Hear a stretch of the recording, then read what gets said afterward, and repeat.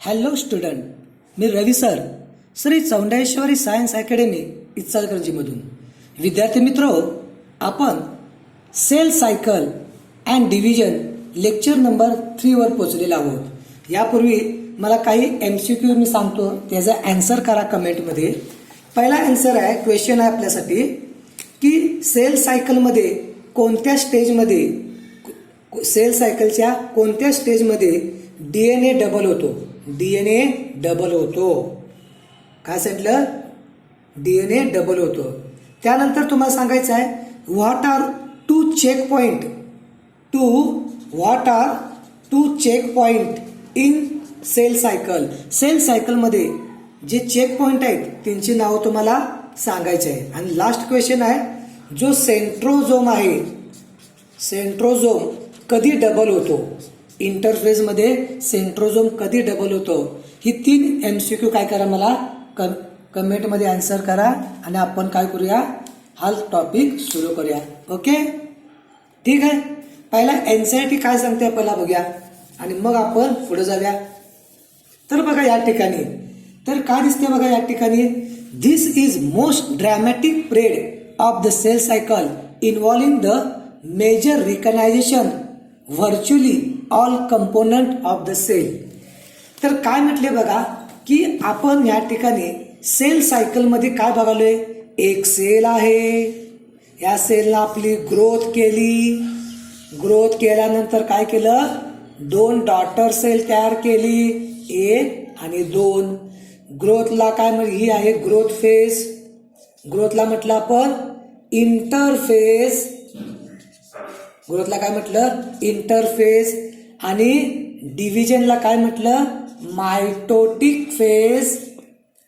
Interphase मध्ये काय आहे G1, S आणि G2.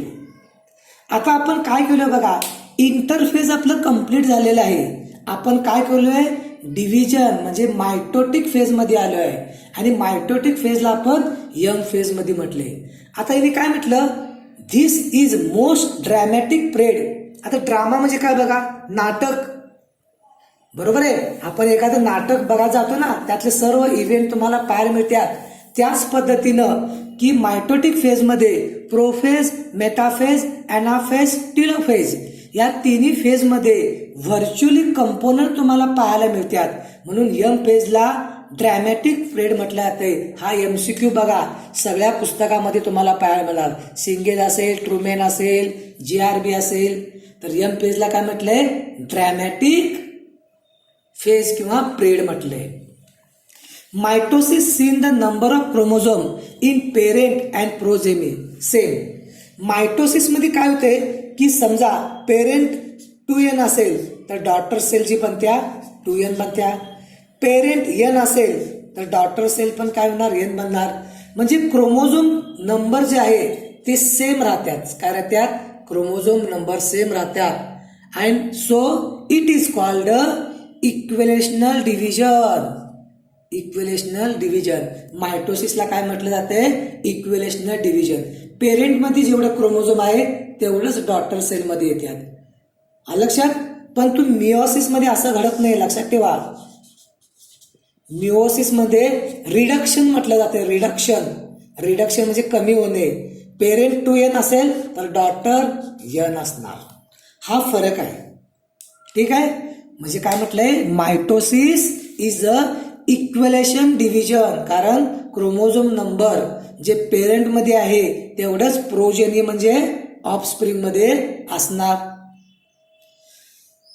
काय सांगितले, थ्रू द कन्व्हेन्शनल म्हणजे आपल्या सोयीनुसार. मी काय म्हणाले बघा की सोयीनुसार mitosis has been divided into 4 stage of nuclear division.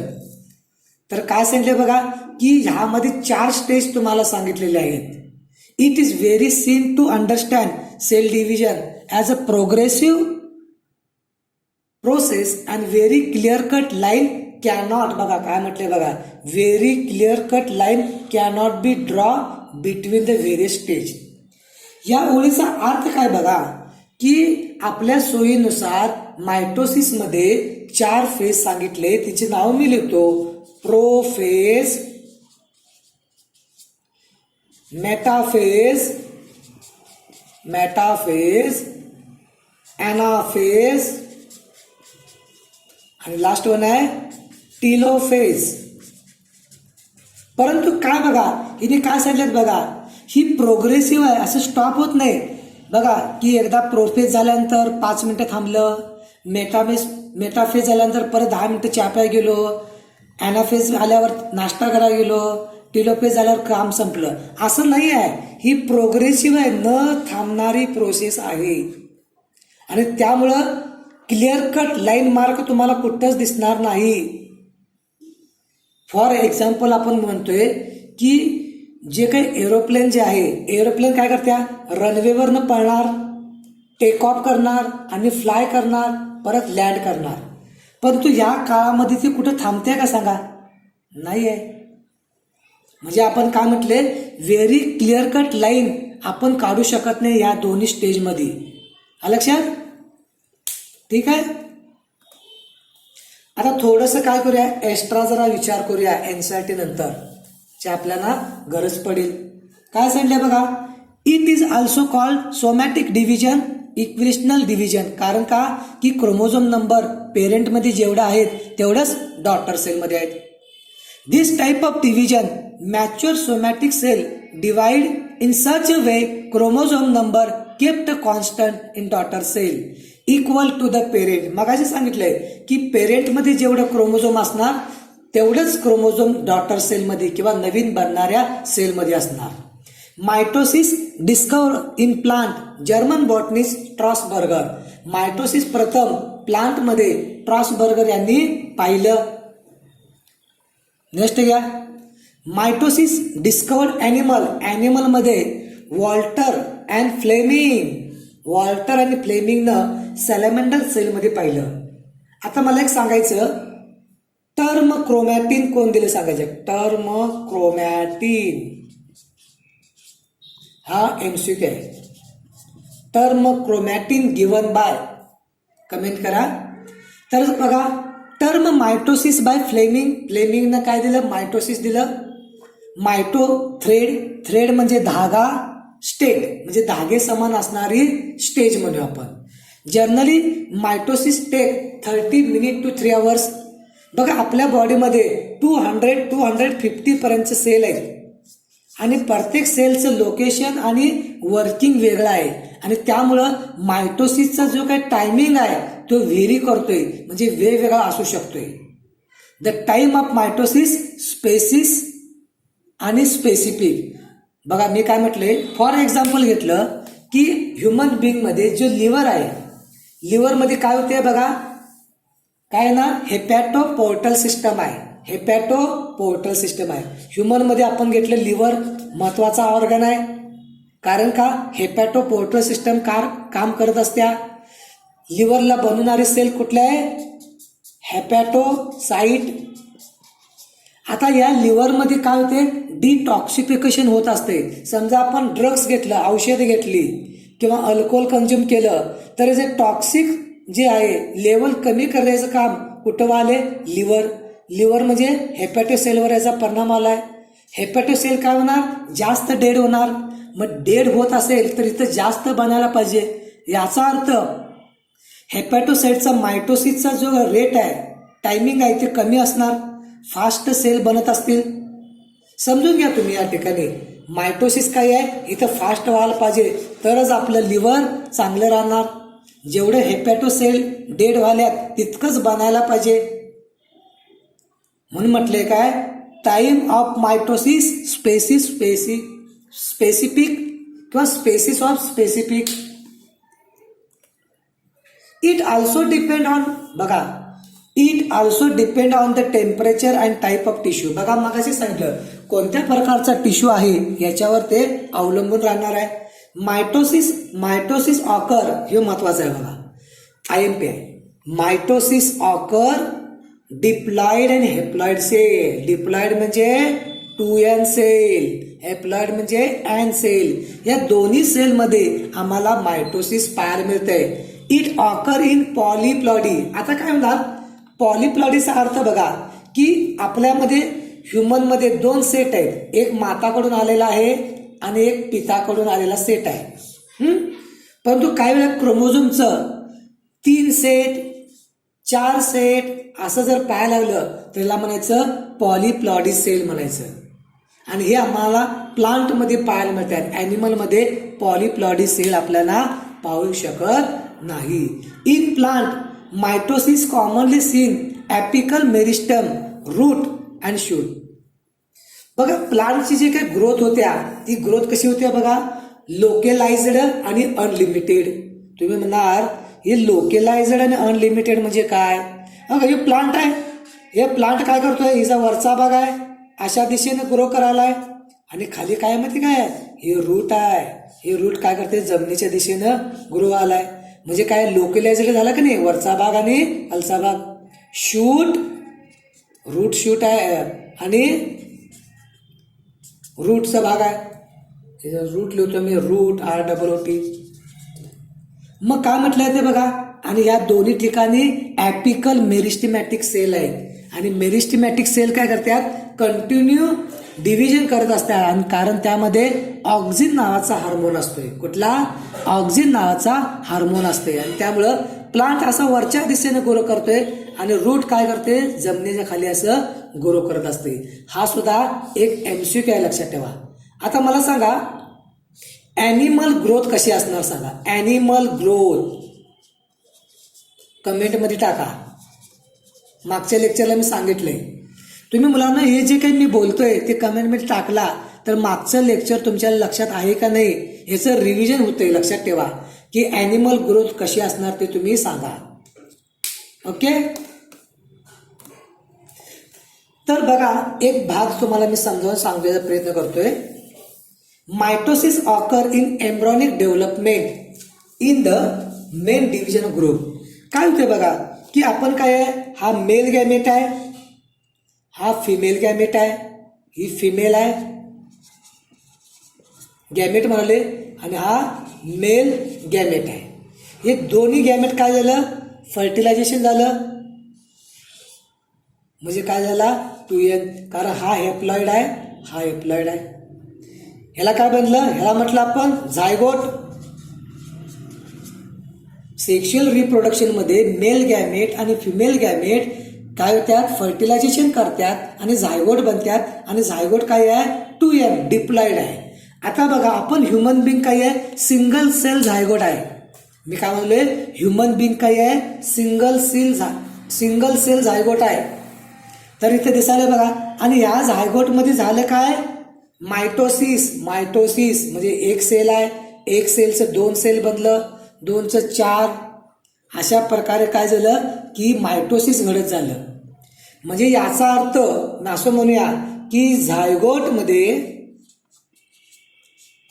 Mitosis झालं तरच काय होणार, एम्ब्रियो फॉर्मेशन होणार. बरोबर आहे. झायगोटमध्ये मायटोसिस झालं तरच एम्ब्रियोचं फॉर्मेशन होणार. बघा हे झायगोट आहे, यात मायटोसिस होत चाललंय, ब्लास्टोसिल ब्लास्टोमेअर दिसाले. बरोबर आहे. क्लिवेज म्हटलं आपण. याचा अर्थ मी असं म्हटलं, जर झायगोटमध्ये मायटोसिसच्या जागी मिओसिस झालं तर काय होणार, तुम्ही सांगा. इथं जर मायटोसिसच्या जागी मिओसिस तर एम्ब्रो बनणार की नाही हे मला कमेंट करा. एम्ब्रो बनणार की नाही हे कमेंट करा. झायगोटमध्ये मिओसिस झाल्यावर एम्ब्रो बनेल की नाही. तुम्ही म्हणणार बनणार नाही. पर लक्षात. आणि तुम्हाला माहित असेल की अल्गी जे आहे, सेवा जे म्हटले, अल्गीमध्ये तुम्हाला झायगोटिक मिओसिस पाहायला मिळते. लक्षात ठेवा. अल्गी जी आहे, अल्गी सर तुम्ही प्लांट किंगडम मध्ये पोहोचला. अल्गीमध्ये काय होते, झायगोटमध्ये होते मिओसिस आणि एम्ब्रोचं फॉर्मेशन होत नाही. म्हणून अल्गीला एम्ब्रोफायटा म्हटलं जाते. अल्गीला काय म्हटलं जाते, एम्ब्रोफायटा. ठीक आहे. किमान एवढं लक्षात ठेवा, झायगोटमध्ये मायटोसिस झाल्याशिवाय एम्ब्रोचं बनणार नाही. हा झायगोट आहे, कंटिन्यू मायटोसिस वाले. आणि अशा प्रकारे आपण ह्युमन बिंग हा एम्ब्रिओ डेव्हलप झालेला आहे. लक्षात. तर काय आलंय, मायटोसिस मध्ये 4 फेज आहेत, त्यांची नाव लक्षात ठेवा. Prophase, metaphase, anaphase and telophase. आणि सर्वात लॉंगेस्ट जी फेज आहे प्रोफेज म्हटलं जाते आणि शॉर्ट फेज आहे या ठिकाणी एनाफेज. विचारलं जातंय की मायटोसिस मध्ये लॉंगेस्ट फेज कुठली आहे, प्रोफेज. शॉर्ट फेज कुठली आहे, एनाफेज. ओके, चला ठीक आहे, पुढे घेऊया. तर इथे तुम्हाला या ठिकाणी काय दिसते, सेल डिवाइड होताना दिसायला. तर काय mitosis divided into 4 stage, prophase, metaphase, anaphase आणि टेलोफेज. यांच्यासाठी सांगत्या. तर इथं तुम्हाला इमेज दिसत नाही, थोडं दिसते का बघा, प्रयत्न करा.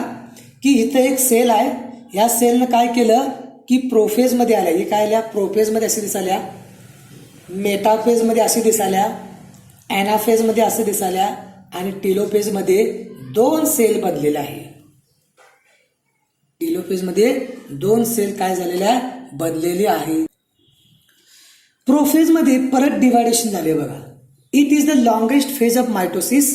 It take 71 time of onion. बघा की मायटोसिसची स्टडी करायचं असेल तर आपण ओनियन रूट टिप्स वापरतोय. तर मला सांगा, मिओसिसची स्टडी करण्यासाठी कोणता सेल वापरते, कमेंटमध्ये सांगा. Prophase differentiated into 3 sub phase. प्रोफेजला 3 मध्ये डिवायडेशन केले परत, म्हणजे असं म्हणू शकते prophase divided into sub 3 phase. Early म्हणजे सुरुवातीची, मिडल मध्य आणि लेट म्हणजे शेवट. म्हणजे early prophase, middle prophase and late prophase. Early prophase, as the prophase begin viscosity of reflective index in cell. बघा की ज्यावेळी प्रोफेज सुरू होत्या तर सायटोप्लाझमचे जे काही फ्लुइड आहे, सायटोप्लाझम विस्कोस बनलं जाते, चिकट बनलं जाते आणि यामुळं सायटोप्लाझमचा इंडेक्स सुद्धा बदलला जातो आणि यामुळे पुढं गोल्जी बॉडी, ER, न्यूक्लियस डिसॅपिअर होते. म्हणजे तुम्हाला पुढं गोल्जी बॉडी आणि ER लक्षात ठेवा की नंतर तुम्हाला लेट प्रोफेज मध्ये तुम्हाला दिसणार नाही. In early prophase chromatin thread separate form chromatin reticulum undergo spiralisation. मी काय म्हणाले बघा, तर काय होते की हा एक काही आहे थ्रेड आहे, हा एक क्रोमोझोम आहे. यानं एस फेज मध्ये झाल्यानंतर यानं डबल केला. इंटरफेज मध्ये जो यस आहे, यस मध्ये काय झालं, DNA डबल झाला. म्हणजे हा काय झाला, थ्रेड 1चा 2 झाला. आता हा काय करतोय, कॉइलिंग करतोय आणि कॉइलिंग करत असताना हा स्वतः कॉइल होत असताना ह्याला पण कॉइलिंग करतोय. हा थ्रेड स्वतः कॉइल होत असताना ह्याला पण कॉइलिंग करतोय. याचा अर्थ ह्यो असा बनतोय बघा, बरोबर आहे. ह्यो पुढे काय करतोय, पुढे तुम्हाला नंतर असा क्रोमोझोम सारखा एक स्ट्रक्चर दिसायला लागतोय. हिने काय म्हटले, early prophase chromatin thread separate from the chromatin reticulum undergo spiralisation. At the time of this chromatin thread look like bunch of wool, so is called spiral stage. तर बघा, अनेकदा मी सांगेन, जरासं वेगळ्या पद्धतीने सांगतोय, राहू दे, जर कट करूया. मी काय म्हणालोय बघा, ह्या न्यूक्लियसच्या, हे न्यूक्लियस काढले, न्यूक्लियसमध्ये काय आहे, हे क्रोमॅटिन थ्रेड आहे. हे क्रोमॅटिन थ्रेड काय करतात, रेटिक्युलम, म्हणजे क्रोमॅटिन रेटिक्युलम दिसाले. ह्या क्रोमॅटिन रेटिक्युलम मधलं प्रत्येक थ्रेड काय होणार, असं वेगळं होणार. सगळं थ्रेड काय होणार, वेगळं होणार. आणि प्रत्येक थ्रेड काय करणार, कॉइलिंग करणार, स्वतःला काय करून घेणार, कॉइलिंग करून घेणार. तर काय येते बघा, एनसीईआरटी मध्ये दिसले बघा तुम्हाला, the stage of mitosis early prophase मध्ये DNA बिकेम कंडेन्स. DNA तर काय व्हायलाय, कंडेन्स व्हायलाय, जास्त तुम्हाला कंडेन्सेशन दिसणार. ड्युरिंग स्पायरलायझेशन क्रोमॅटिन थ्रेड शो प्लेक्टोनॉमिक, बघा ते प्लेक्टोनॉमिक कॉइलिंग मायटोसिस मध्ये असते. प्लेक्टोनॉमिक कॉइलिंग तुम्हाला पाहायला मिळते. तर मला सांगा, मिओसिस मध्ये काय असतं बघा, आन्सर करा. मिओसिस मध्ये काय असणार? हा, in this type of coiling chromatin thread coil. बघा मगाचं जरा राहिलेलं. In this type of coiling chromatin thread coil it self. स्वतः कॉइलिंग करायल्यात अँड कॉपी थ्रेड, जी काही कॉपी झाली होती की नाही त्या थ्रेड बरोबर कॉइलिंग करायल्यात. म्हणजे मगाशी जे मिस झालं ना तो हा भाग होता बघा. हा काय आहे? एक थ्रेड आहे. हा काय आहे? हा थ्रेड आहे. हा डबल थ्रेड आहे. हा थ्रेड स्वतः कॉइलिंग करत असताना ह्याला पण कॉइलिंग करून घ्यायला आहे. The condensation of chromosome begin early. Early phase मध्येच काय आलंय? क्रोमोझोम कंडेन्सेशनची सुरुवात झालेली आहे. ॲनिमल सेल सेंट्रोमेअर, जरा काय करूया, एक कट करतो मी. Animal cell the centromere disappear. जो सेंट्रोमेअर आहे तो डिसअपिअर होतोय आणि the centriole begin to move centro opposite pole. तुम्हाला माहित असेल की सेंट्रोझोम हा सेल ऑर्गनस आहे.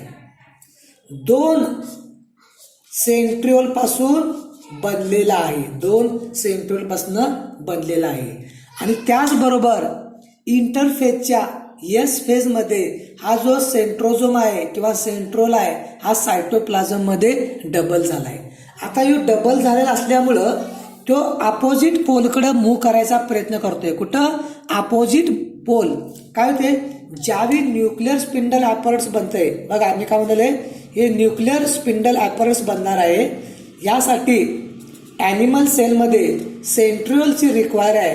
आणि हे सेंट्रिओल काय करतात की प्रोफेज अर्ली प्रोफेजमध्येच काय करल्यात? अपोजिटला मूव्ह करायला लागल्यात. काय करल्यात? अपोजिटला मूव्ह करायचा प्रयत्न करतात. तर इथं काय दिसतंय बघा, या ठिकाणी इंटरफेज आणि प्रोफेज यामधल्या तुम्हाला फरक दिसायला आहे. इंटरफेज मध्ये कशी कंडिशन आहे बघा आणि प्रोफेज मध्ये. लक्षात? इंटरफेज मध्ये डीएनए डबल झालाय, सेंट्रोझोम डबल झालाय, पण इथं क्रोमॅटिन बिगेन कॉइलिंग. इथं तुम्हाला क्रोमॅटिन दिसायला, इथं क्रोमॅटिन दिसत नाही. त्यानंतर आलं मिडल. अर्ली झाल्यानंतर कुठलं येणार? Middle. It is the characterize by more condensation of chromosome. बघा प्रोफेज मध्ये क्रोमॅटिन थ्रेड कंडेन्सेशन सुरुवात केल्या. मिडल मध्ये झाल्यावर आणखी कंडेन्सेशन व्हायले. हेच शॉर्टर अँड शॉर्टर काय व्हायले? थ्रेड काय होणार? तो शॉर्टर होणार. बघा हा माझ्याकडे एक धागा आहे. पहिला कॉइलिंग झाला, एवढा कॉइलिंग झाला, परत मी कॉइलिंग केला आणि कॉइलिंग झाला, परत काय आलं? शॉर्टर. आणि यावेळी काय होतंय? लॉंगिट्युनल. एक लक्षात ठेवा, longitudinal splitting of chromosome take place except centromere.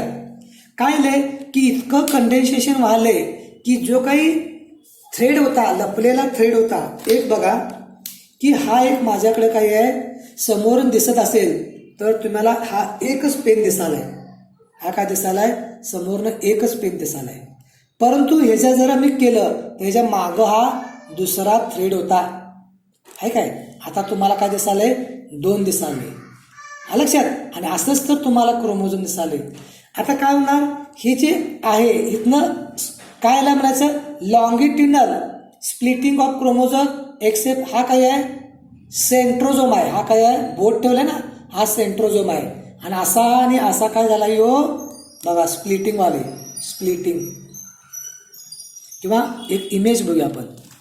तर काय दिसते बघा की काय सांगितले? हा जो भाग आहे हा सेंट्रोझोम आहे आणि स्प्लिटिंग वाले बघा लॉंगिट्युनल स्प्लिटिंग दिसाले तुम्हाला. एक्सेप्ट काय दिसाले? Longitudinal splitting of chromosome except centromere. Centromere divide झालेला नाही. हा जो दिसायला काय? यो सेंट्रोमेअर आहे बघा. सेंट्रोमेअर डिवाइड झाला नाही. आणि इथं काय आहे? कायनॅटिक कोरचे प्लेट आहे. बरोबर आहे? प्रोटीन आहे kinetic core.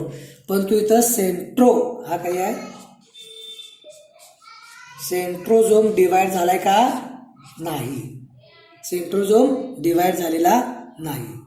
In other words, दुसऱ्या शब्दात जर सांगायचा प्रयत्न केला, जो हिडन, मी काय म्हणाले, हिडन जो धागा होता, हा जो लपलेला धागा होता, या लालच्या मागे काळा जो धागा लपलाय तो काय झाला? आता दिसाय लागला. मग ह्याला म्हटलं जाते मोनाड बिकेम डायाड. हा काय आहे, हा एक हा मोनाड आहे, बिकेम डायाड. मग प्रश्न काय विचारणार, हा एक एमसीक्यू विचारणार, हा एक एमसीक्यू विचारणार. Longitudinal splitting of chromosome take place in middle prophase. Monad became dyad in middle prophase. 2 MCQ तुम्हाला विचारू शकतील. Okay. In animal cell central move away from each other. मी मगाचीच सांगतोय की न्यूक्लिअर स्पिंडल ॲपरेट्स, एक लक्षात ठेवा, ॲनिमलमध्ये सेल डिव्हिजन होताना centriole play important role. Centriole शिवाय की डिव्हिजन होत नाही. बघा, जर तुम्ही बघा, जो स्पर्म आहे ह्युमन रिप्रोडक्शनमध्ये, जो स्पर्म आहे तो ओव्हमकडं सेंट्रिओल घेऊन जातोय आणि त्याच वेळी सेकंडरी उसाईड जो आहे तो काय केलं जातोय, त्यामध्ये डिव्हिजन होते. Centriole play in important role. आणि त्यासाठी तुम्हाला काय केले, हे सेंट्रिओल आहे, हे अपोजिट साईडला काय करणार, मूव्ह करले जाते. तर दिले बघा, हा जो सेंट्रिओल दिसायला आहे तो काय करतोय, अपोजिट साईडला काय करतोय, मूव्ह करतोय. त्यानंतर आहे लेट प्रोफेज. अर्ली नंतर काय होणार, late. Nuclear membrane and nucleus disappear. बरोबर आहे. Nuclear membrane and fragment emerge ER. जी न्यूक्लिअर मेम्ब्रेन आहे ती काय होत्या, ER इंडोप्लाझ्मिक रेटिक्युलमचा भाग होत्या. Nucleus disturb in component to form RNA and protein. This result the disappearance of nuclear membrane. आपल्याला माहिती आहे की प्रोफेजमध्ये न्यूक्लिअर मेम्ब्रेन काय होत्या, डिसअपियर होत्या. न्यूक्लियस काय होत्या, डिसअपियर होत्या.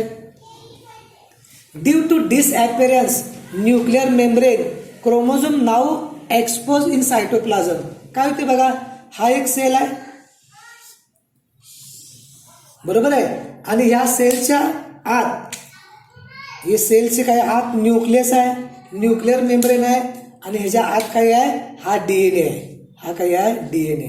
समजा की न्यूक्लिअर मेम्ब्रेन जर डिसअपियर झाली तर हा DNA काय होणार बघा, सायटोप्लाझम मध्ये एक्सपोज होणार, सायटोप्लाझम मध्ये येणार, एक्सपोज होणार. म्हणून सांगितले due to disappearance nuclear membrane chromosome now expose in cytoplasm. Chromosome became more condense. Late prophase also called.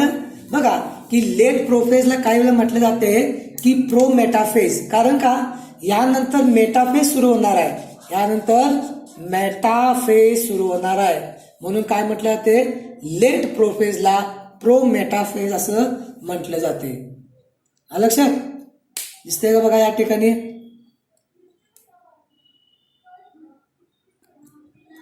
Pro metaphase, this is the gap which the present between disappearance nuclear envelope and formation of nuclear spindle apparatus. तर काय झाले बघा की prophase मध्ये early phase बघितलं, middle phase बघितलं आणि लेटला आपण काय म्हटलं, प्रो मेटाफेज. आता यावेळी काय होते की न्यूक्लिअर स्पिंडल ॲपरेट्स काय बनलं जाते, की न्यूक्लिअर स्पिंडल ॲपरेट्स बनलं जाते. न्यूक्लिअर स्पिंडल ॲपरेट्स बनलं जाते, न्यूक्लिअर स्पिंडल ॲपरेट्स बनलं जाते. ओके. आणि त्यानंतर काय होतंय की क्रोमोझोम काय करतात की इथं अरेंज होतात. At the time of formation nuclear spindle. बघा की न्यूक्लिअर स्पिंडल ॲपरेट्स बनताना सेंट्रल बिकेम अँटीपोडल पोझिशन. मग सांगितलंय की सेंट्रल काय करतात, अपोजिट साईडला मूव्ह करायला लागल्यात. It means they are present opposite of each other. Microtubules are involved in the formation of nuclear spindle apparatus. तर काय दिलं बघा, microtubule which involve in nuclear spindle formation. लक्षात ठेवा, न्यूक्लिअर स्पिंडल ॲपरेट्स समोर दिसाले, हे बनवण्यासाठी मायक्रोट्युब्यूल प्ले इम्पॉर्टंट रोल. हा MCQ आहे बघा तुमचा. मायक्रोट्युब्यूल काय करतोय, इम्पॉर्टंट रोल प्ले करतोय. आणि एक महत्वाचं आहे, हे जे स्ट्रक्चर बनायला आले, या स्ट्रक्चर बनण्यामध्ये काहीतरी चार्जेस पाहायला मिळतात आणि हे जे चार्ज आहे ते काय आहेत बघा, निगेटिव्ह चार्ज टुवर्ड्स पोल. या पोलकडे तुम्हाला निगेटिव्ह चार्ज आहे आणि हा जो इक्वेटर आहे या इक्वेटरवर काय आहे, पॉझिटिव्ह चार्ज आहे. आणि त्यामुळं हे जे धागा आहेत, जे काही थ्रेड आहे ते काय केल्या, स्वतःला अरेंज करतात. काय करतात, स्वतःला न्यूक्लिअर बघा, हे काय केलं जातं, ह्याच्यावर निगेटिव्ह चार्ज आहे आणि ह्याच्यावर पॉझिटिव्ह चार्ज आहे, म्हणून असं काय करतात, हे धागं बन न्यूक्लिअर स्पिंडल फायबर असं बनले जातात आणि यांना खेचण्याचं काम करतात. आले का बघा, निगेटिव्ह एंड टुवर्ड्स पोल. या पोलकडे म्हणजे सेंट्रोलकडे निगेटिव्ह एंड आहे, पॉझिटिव्ह एंड टुवर्ड्स इक्वेटर. मधला जो भाग आहे याला इक्वेटर म्हटले आणि इक्वेटर मध्ये काय आहे, पॉझिटिव्ह आम्हाला पाहायला मिळते. ओके,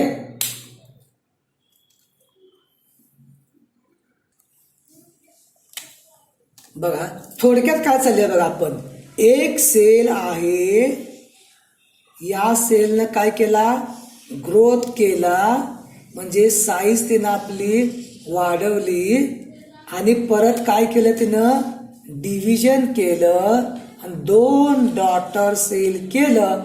या सर्वालाच काय म्हटलं मी, सेल सायकल. यालाच काय म्हटलं मी, सेल सायकल. काय करूया, शॉर्ट मध्ये थोडंसं रिव्हिजन करूया आपण. काय म्हणाले, शॉर्ट मध्ये रिव्हिजन बघा.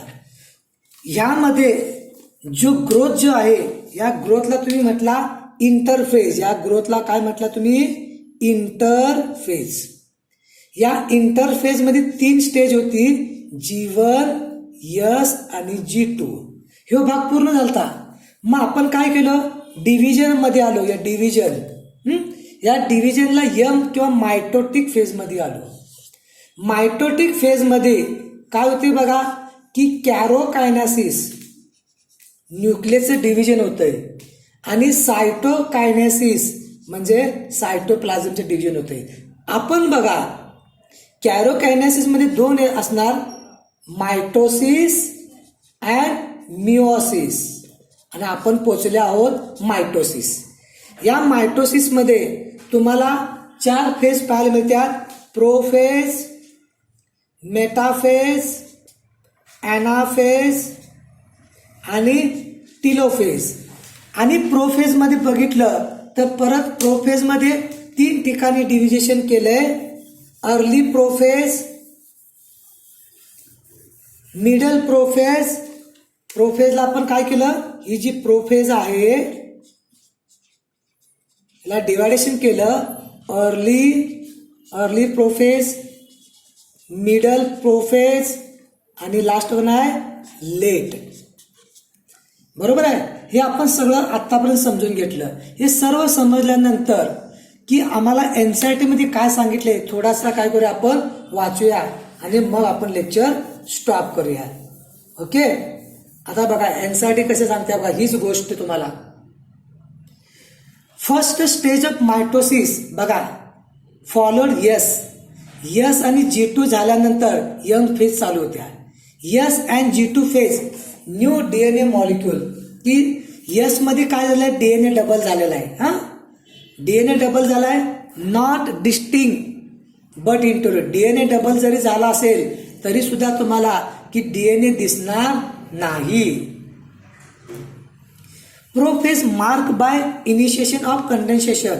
काय सांगितले की प्रोफेजची सुरुवात जी आहे कशी समजली जाते, ज्यावेळी क्रोमोझोम जो आहे, क्रोमॅटिन थ्रेड म्हणा पाहिजे, हा क्रोमॅटिन थ्रेड काय होणार, कंडेन्सेशन होणार. यालाच म्हणायचं प्रोफेजची इनिशिएशन म्हणजे सुरुवात झालेली आहे.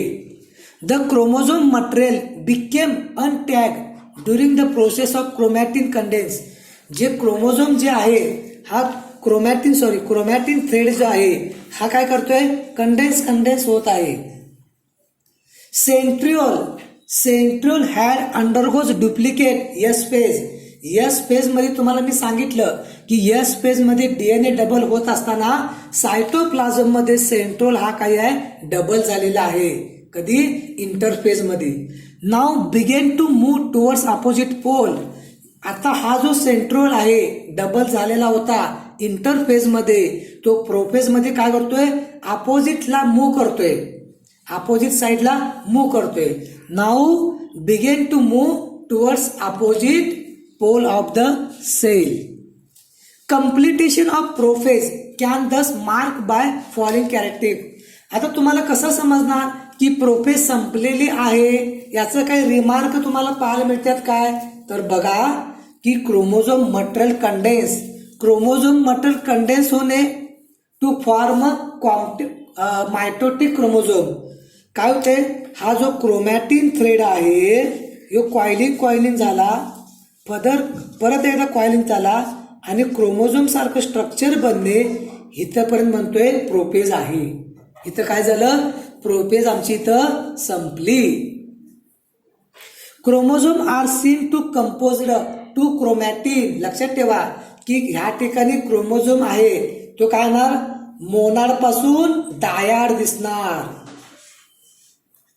मोनाड पासून डायड दिसणार, परंतु सेंट्रोझोम मात्र एकच असणार. काय आहे, सेंट्रोझोम मात्र एकच दिसणार तुम्हाला. याला मगाशी म्हटलं बघा की लॉंगिट्युनल splitting of chromosome except centromere. बघा सेंट्रोमेअर डिवाइड झाला नाही, परंतु काय झालं, लॉंगिट्युनल स्प्लिटिंग ऑफ क्रोमोझोम पाहायला मिळते.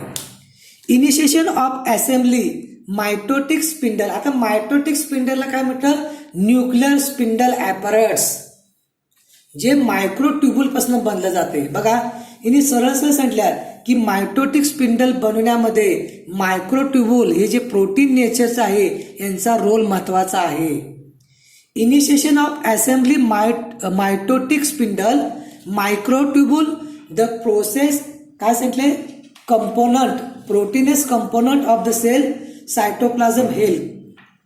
याचा अर्थ हा प्रश्न तुम्हाला समजला असेल की न्यूक्लिअर स्पिंडल ॲपरेट्स बनण्यासाठी किंवा मायटोटिक स्पिंडल ॲपरेट्स बनण्यासाठी मायक्रोट्युब्यूल महत्वाचा रोल प्ले करतात. आणि या मायक्रोट्युब्यूलवर चार्ज असतात. निगेटिव्ह चार्ज तुम्हाला पोलकडे पाहायला मिळते आणि पॉझिटिव्ह चार्ज इक्वेटरकडे पाहायला मिळते, म्हणून तर एक स्ट्रक्चर बनतंय. मी काय म्हटलं, त्याशिवाय एखादं स्ट्रक्चर बनत असेल काहीतरी मांडणी असणार ना. बघा हे न्यूक्लिअर स्पिंडल ॲपरेट असेल, हे स्ट्रक्चर बनाले, हे स्ट्रक्चर बनत असताना काहीतरी तुम्हाला या ठिकाणी चार्ज पाहायला मिळणार. ठीक आहे, लास्ट एक पॉइंट घेऊया. Cell at the end of prophase. प्रोफेजला काय व्हायले, when you under microscope. Prophase संपल्यानंतर म्हणजे काय म्हटलंय, अर्ली मिडल लेट संपल्यानंतर व्हेन व्ह्यू द मायक्रोस्कोप मध्ये जर तुम्ही पाहिला, do not show Golgi complex. तुम्हाला गोल्गी कॉम्प्लेक्स दिसणार नाही, बरोबर आहे. इंडोप्लाझमिक म्हणजे ER पण दिसणार नाही, न्यूक्लियस दिसणार नाही, न्यूक्लियसची मेम्ब्रेन म्हणजे न्यूक्लिअर इन्व्हॉल्व पण दिसणार नाही. कारण का की सायटोप्लाझमचा इंडेक्स चेंज झालाय. काय झालाय, इंडेक्स चेंज झालाय आणि विस्कोसिटी काय झाल्या, चेंज झाल्या. आणि ह्यामुळे तुम्हाला जो काही न्यूक्लिअर मेम्ब्रेन जी होती ERचा भाग बनली होती, ER पण दिसणार नाही तुम्हाला, गोल्जी बॉडी पण दिसणार नाही. हे संपूर्ण कंपोनंट तुम्हाला पाहायला मिळणार नाही because of change in index and viscosity of the cytoplasm. आता एवढा जो भाग आहे तो आम्हाला काय सांगितलाय की NCERT मध्ये सांगितले आहे.